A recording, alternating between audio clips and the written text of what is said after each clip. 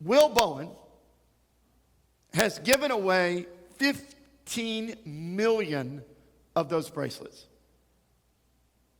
Now, Will can afford it because the book that came out of those bracelets, he sold over almost 4 million copies of that book in 40 nations.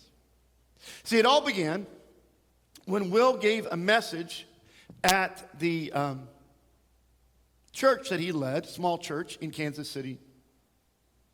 And that's where he first gave out the bracelets. And if you notice, the bracelets say on them, a complaint-free world.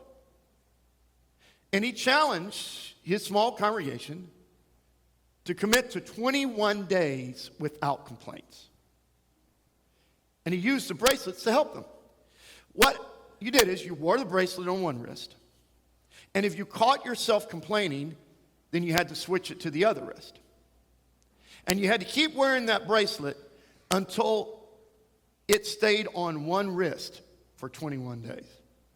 Now, that bracelet inspired a movement that made Will Bowen a guest of Oprah and his book a bestseller around the world.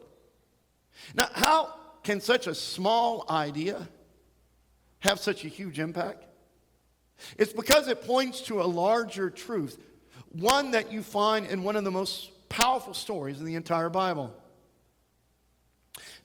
Now, this larger truth will do more than just make for a complaint-free world. It will change how you see everything.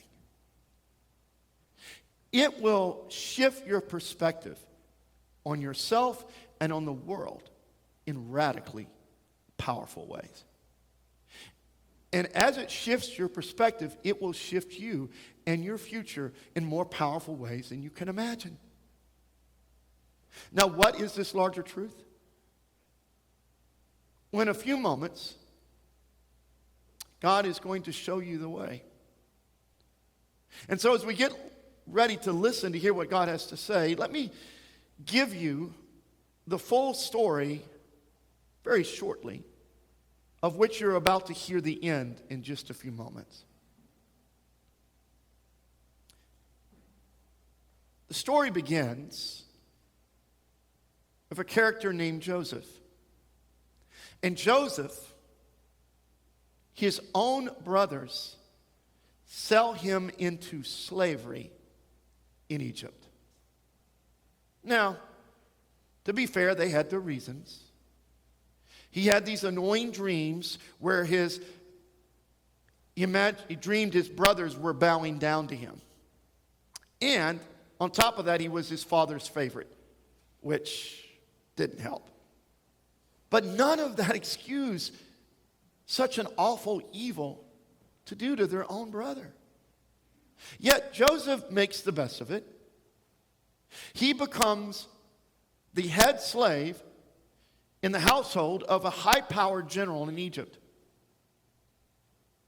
But then when the general's wife gets the hots for him and he resists, she accuses him of attempted rape, and that sends him to life in prison. Yet there he makes the best of it, and he becomes the assistant to the prison warden. That's how he meets two officials in Pharaoh's court who have fallen out of favor and into prison. And he interprets for each of them successfully a dream.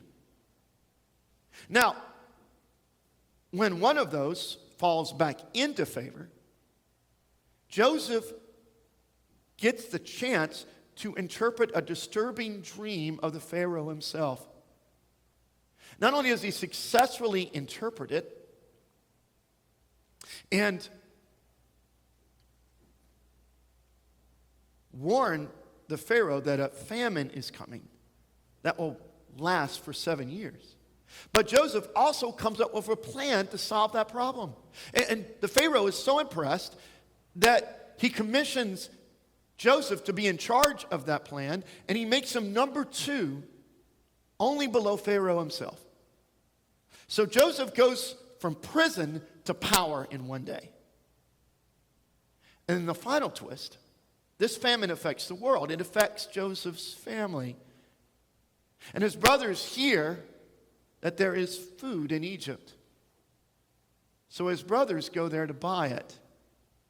And there, unbeknownst to them, they bow down before the brother they betrayed, just as the dream had foretold. And as we pick up the story, Joseph is about to give the big reveal. He is about to reveal to them his true identity.